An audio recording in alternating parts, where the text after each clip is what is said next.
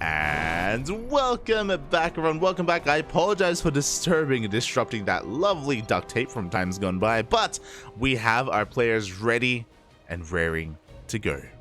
And spawning in the bottom right-hand corner of Gressfarm, we have the Filipino Zerg player representing himself. He is looking for a team. The best player in all the Philippines, it is EnDerr. And spawning in the top left-hand corner, we have his opponents. We have the Malaysian Protoss player. He is red, representing his new team, clan team, Kirktown. It is Ranger.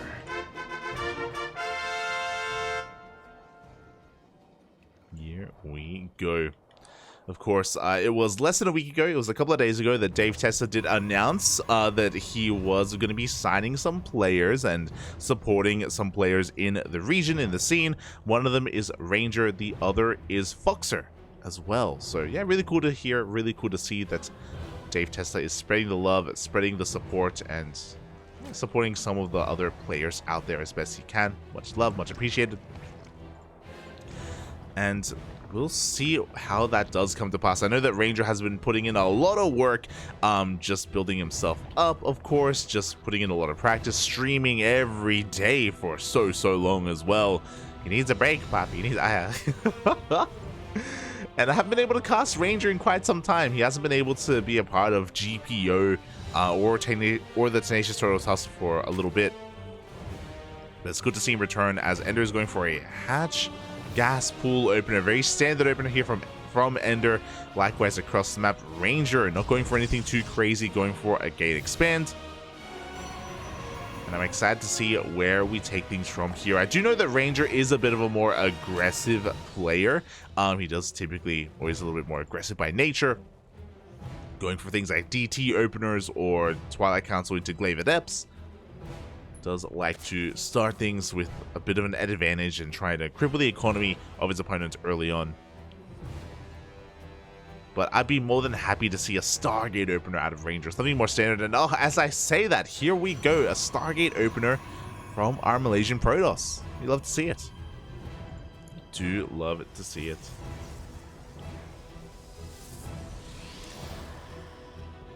And yeah, so far, it looks like a standard opener from Ranger as well. Likewise, EnDerr not doing anything too crazy. Third base on time, on location. Queens are coming out.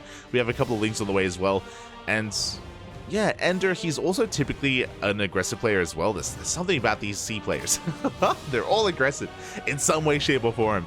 But the openers so far are pretty stock standard, like all around. I'm a little bit shocked, a little bit surprised. I'm waiting for the first sign of something different or something out of the norm. Yeah, here it is. I was waiting for it. So EnDerr, he's going to be cutting workers pretty early on at 27, and we have a lot of lings on the way. Okay, he's going back into droning, but with these lings, the goal here for EnDerr is to shut down these adepts, completely clean them up, and then go for a massive counter attack. And here we go, link speed does kick in. He gets us around. Both adepts will fall, and now we're going to be zooming across the map.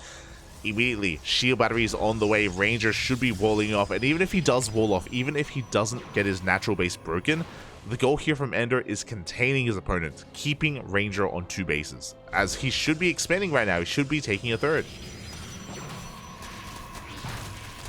Pylon is thrown down. Probe is headed towards the 3rd base location, but the Lings are here to deny, to delay.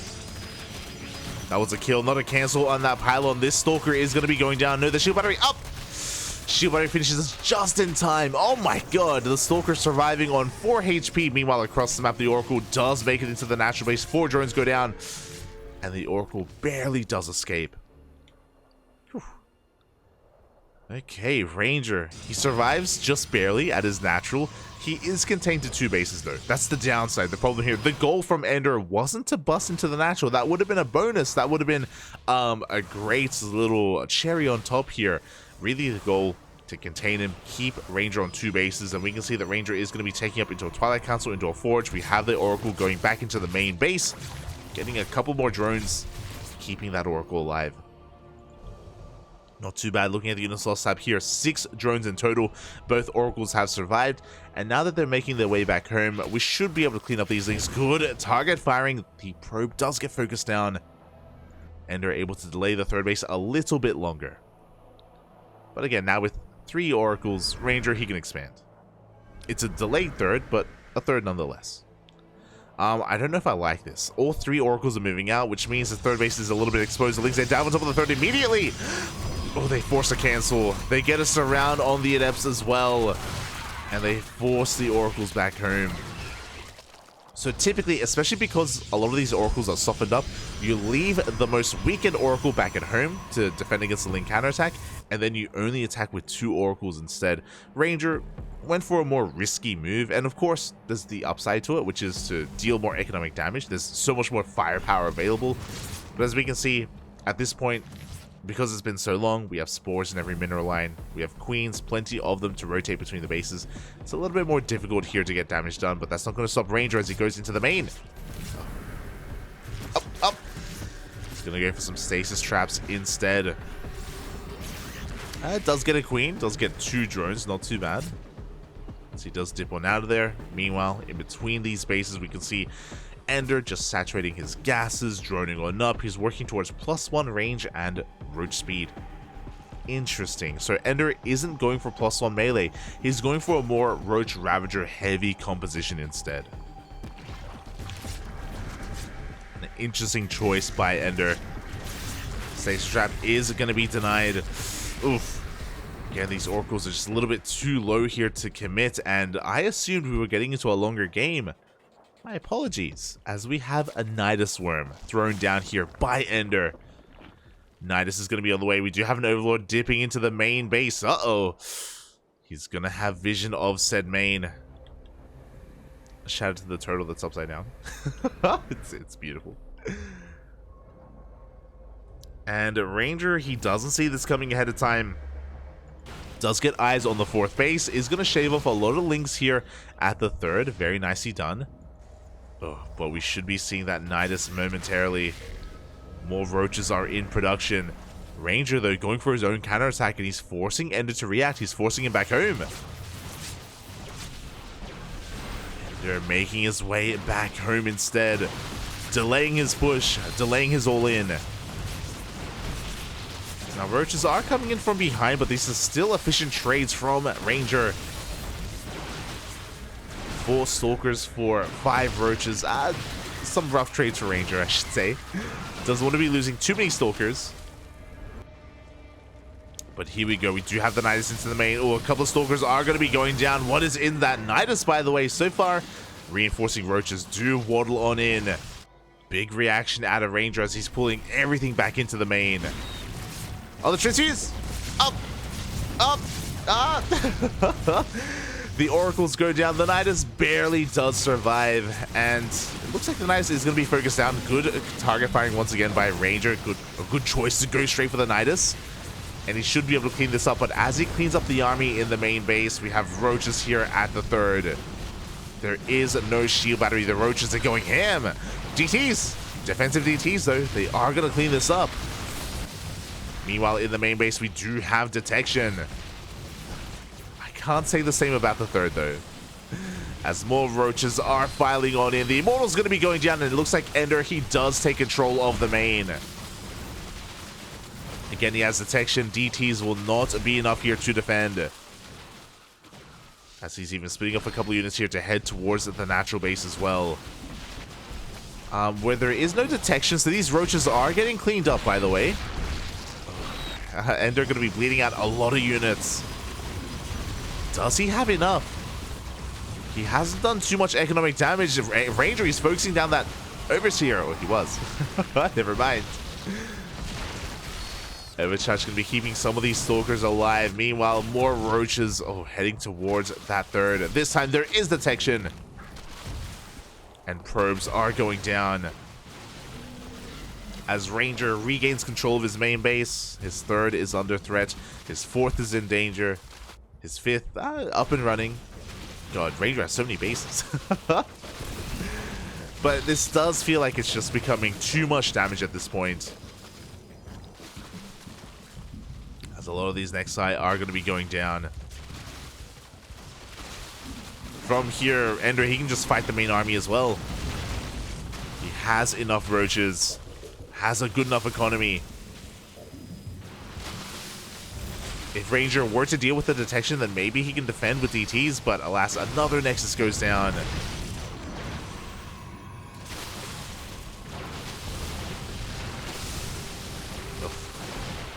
And without shield batteries, I don't see a defense really working out. There is a shield battery overcharge here at the natural, but EnDerr, he can just head towards that third base instead. The new third, the old fifth. As there are just too many roaches. Again, unfortunate that Ranger, he didn't see the Nidus ahead of time. Despite having all the oracles, he was unable to scout that Nidus. GG gets called, and EnDerr will take game number 1. GG. Overall, the economy for Ranger was looking strong, but the Nidus, if you remember, when Ranger was getting on top of the Queens, I thought that Ranger was going to clean up the Nidus in the main. I thought he did have enough, but then more roaches arrived, and yeah, Ranger just barely couldn't overcome the might of EnDerr's army, and yeah, it took him a little bit too long to eventually clean that up and regain control of his bases. Just lost too much in the end, and yeah, really well done. Really well done here by EnDerr.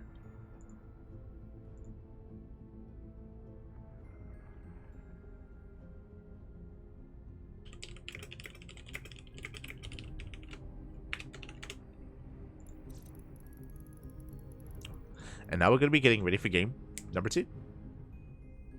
Game número 2. Meanwhile, it looks like we have some other updates in the bracket as well. Looks like Honmono did take down Spixie Gumbo 2-0, and currently Honmono is facing off against Casimir in the second round. That's gonna be a spicy series. Casimir, of course, one of the cheesiest players in North America, a very, very cheesy and aggressive Zerg player. Reaper's prodigy, if you will. So best of luck to Honmono in that series.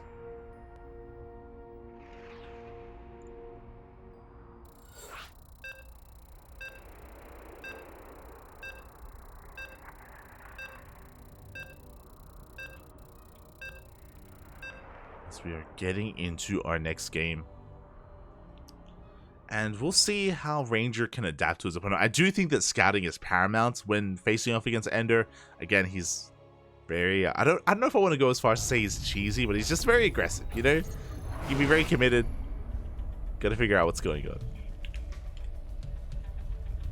And spawning in the top left-hand corner, we have the Filipino Zerg player leading the series 1-0. It is EnDerr.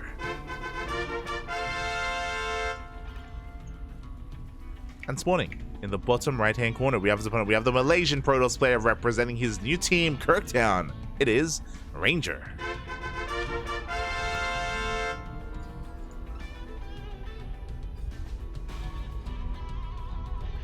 Here we go.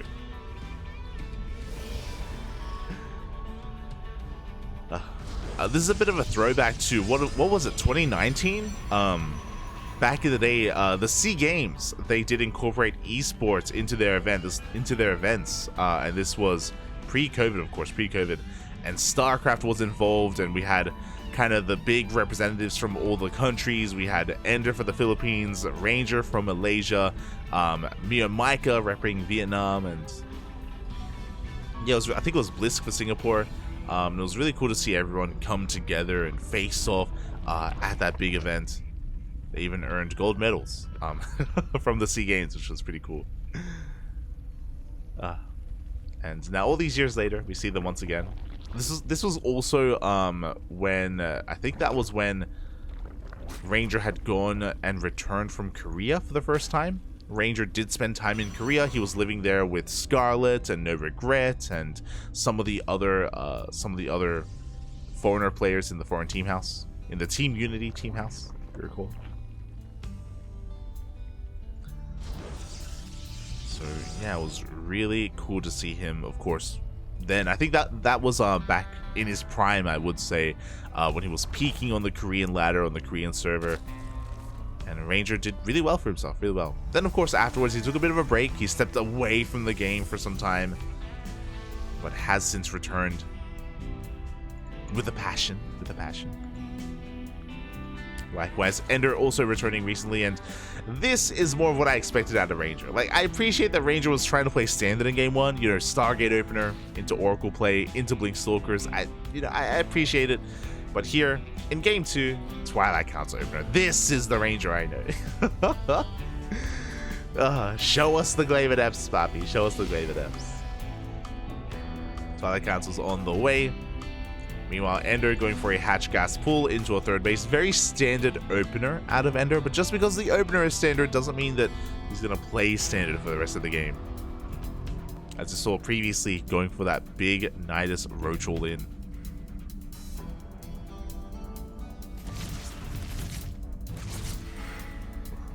We shall see.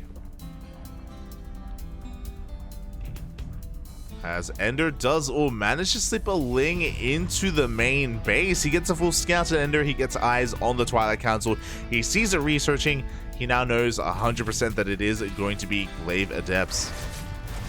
Not going to be a DT opener. Meanwhile, across the map, all the Adepts of Ranger getting a lot of damage done. There were no Lings at home to defend. 6 drones already for 2 Adepts. This is crazy. This is a little bit too much damage already. Finally, the Adepts will go down. But a great start for Ranger. EnDerr, he's down to 24 drones. We have more Lings on the way. Does catch a Stalker in the center of the map. Does force a recall.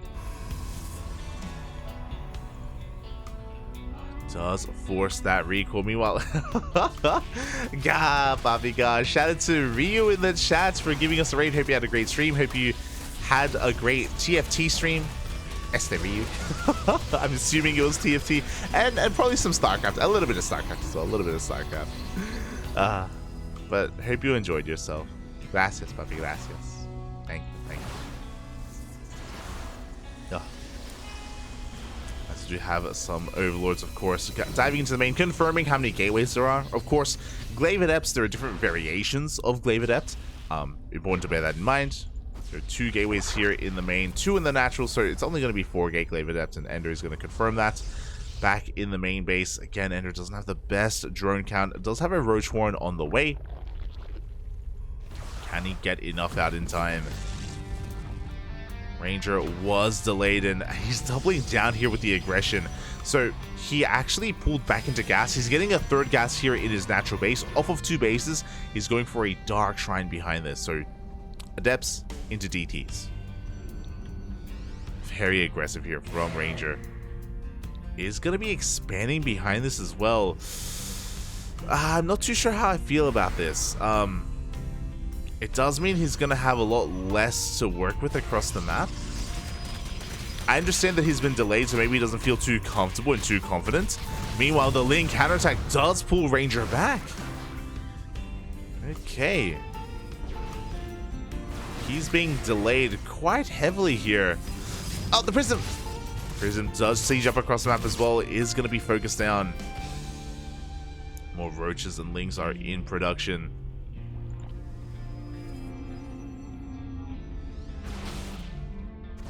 And at this point, I feel like enough time has passed that EnDerr should be okay. He should have enough to defend. Got plenty of Lings, Roaches. Adepts are threatening a Shade. Another Adept dipping into the main. Up, up, up. Oof. Well, the Stalker's dipping into the main, I should say. And here we go. The DTs are on the way. Now being revealed here to the Lings of EnDerr. We do have a Spore in the main. We have Spores in every single base, so EnDerr is prepared for this. Again, this is why against Twilight Council openers, even if you see Glaives on the way, it's important to get these. Oh no! It's important to get these Spores as the Prism gets sniped. Ah! The DT goes down as well. Recall gets wasted. Ranger just losing too much across the map. And EnDerr is getting a bit out of control here. He's staying on a very low worker count. He is not droning, and EnDerr is sending everything across the map.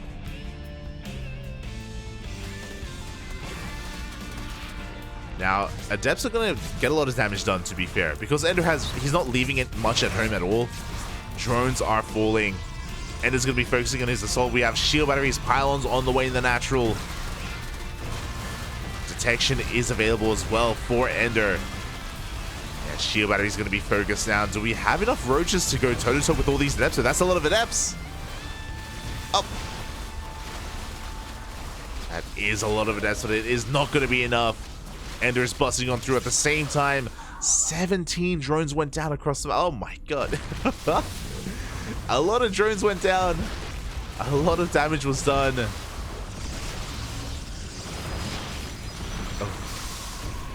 But again, EnDerr still has a massive army. Can he go on top of that Immortal? He cannot! And Ranger, if he's able to keep this Immortal alive, he will clean this up. And EnDerr does not have an economy behind this. It's still going to be so close. A second Immortal is on the way. EnDerr trying to lure these Immortals out of position. Pylon gets focused down, and probes are falling left and right. There we go. Now EnDerr turns around. He's diving on these Immortals. He should get one. I don't think he's going to get the second. It's going to be close. Up! Up! Oof. Barely gets the second Immortal.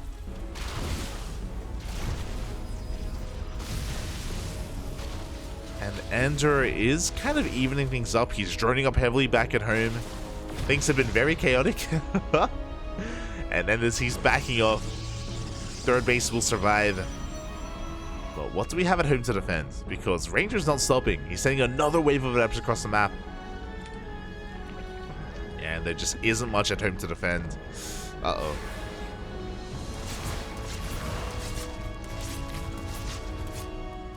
Ah. It's like both players this entire game have just been like ignoring each other's armies, and they've just been focusing on just sending everything across the map. And it's been working out here for EnDerr. I'm afraid to look, but if we do have a gander at the units lost tab, 28 drones have gone down this game and counting. 30, 31, 32. Ah, a lot of workers, a lot of drones. Don't like this. 34 workers in total. Because of that, I want to give the edge to Ranger. I want to say that Ranger, he's ahead in the economy. He has a lot of tech to work with. He's already got 2 Immortals with all these DTs. He's got a lot of Archons as well. The one thing that Ranger doesn't have is Blink. Like, he doesn't have a solid gateway army to work with. But his high-tech units, they're there. Archons and Immortals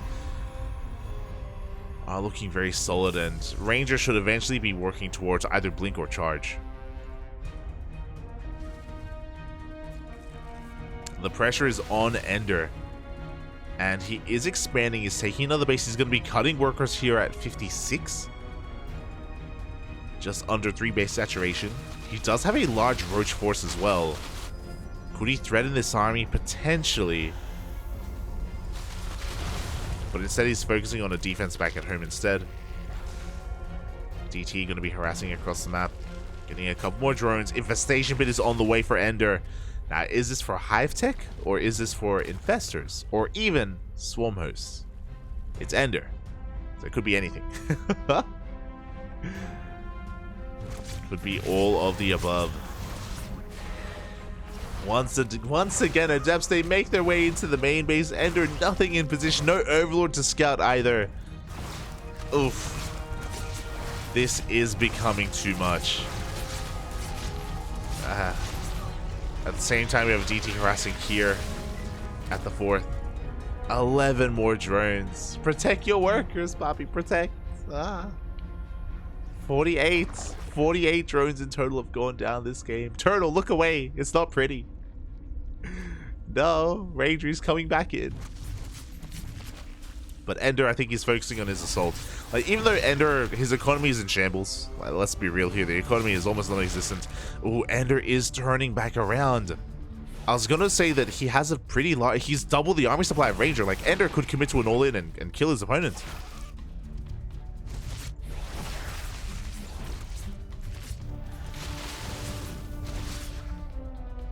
Oof. As 10 more workers go down, the Warp Prism does survive. Adept shading in between the bases. But EnDerr is almost maxed on roaches. And we do have charge, thankfully. We do have charge done now for Ranger. He's got +1. We need more warpins, though. We need to work on this army. As here we go, EnDerr is committing to a massive counterattack. The Roach Ravager pushing on forward here. A lot of the Roaches are going down to the DTs. They're putting in a lot of work. And EnDerr's army is melting. Jesus. There was 6 DTs just going ham on this. Yeah, and EnDerr, he just doesn't have enough. Swarm hosts are on the way. That is a good way to gain value, to trade more efficiently. And EnDerr needs to be he needs to start being efficient.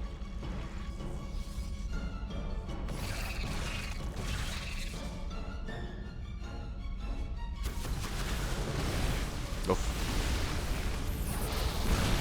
Here we go. Decent force fields are going to be broken by the Archons. And not too many Zealots to support this army. Swarm hosts have arrived. Locust Wave is going to be coming in.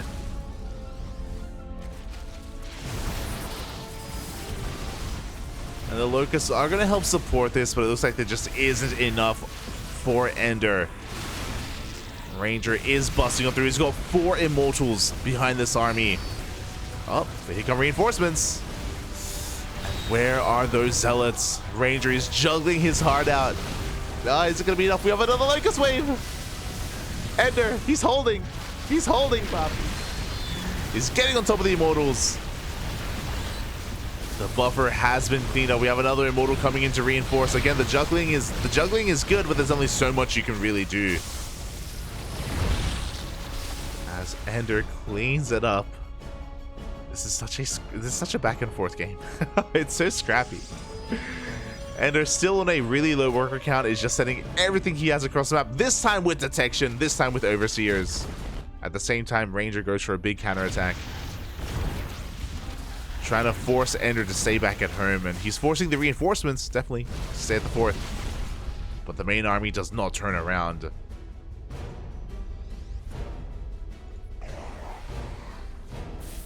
we go. We do get a massive warp-in of Zealots across the map. We're getting on top of the spawning pool. The spawning pool will fall. Meanwhile, we have a Locust Wave across the map trying to do what it can. It does take down the cannon, but shouldn't get too much else. Oh, and the mineral line is falling. Oh, the Biles! Jesus. EnDerr loses another 12 work. Okay, we need some predictions in the chat. We've lost 71! 71 drones! Are we gonna get to 100? No shot. Immortal goes down. Is EnDerr gonna lose 100 drones this game? Don't make it so. Are we gonna get there? Ranger is getting into disruptors. Still working on with a very low army, or very small army, I should say. Oh, and EnDerr may just have too much. Once again, almost remaxing. Locust Wave is coming in. Ranger, despite not losing too many probes, he just hasn't had the best economy. Doesn't have a 4th base. Doesn't have it saturated. Here we go. The Nova has been dodged. The Biles connect. And EnDerr has done it. It was a very back and forth, very scrappy game. At moments, I thought that Ranger would straight up win. Even when it came to the earlier attack here at the 4th. Oof. Big detonation on those Ravagers. But EnDerr still has too much. Has too much in the end. Nexus is going to be going down.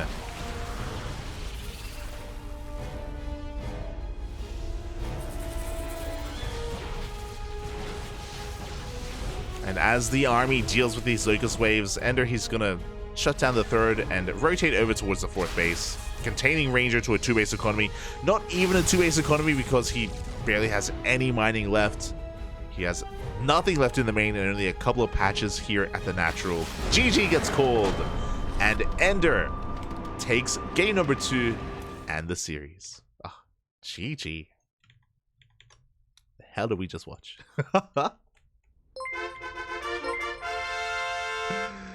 GG, well played. Congratulations to EnDerr for taking the series, for advancing on into the next round. Meanwhile, a shout out to not just Ryu in the chat, but a shout out Going to bed. Buenas noches, papi. Buenas noches. A shout out to Base Habit in the chat as well for another big raid. Thank you so much. Thank you. We appreciate the support. Hope you had a great stream. Hope you had a great ladder session. Welcome everyone to the Tenacious Turtle Tussle, the 8th edition of this tournament. This is a region lock tournament to the Americas, to Asia as well. Latin America, North America, and Asia. And yeah, welcome everyone. Welcome. We just wrapped up with our semifinals match, and we are getting into the upper bracket finals.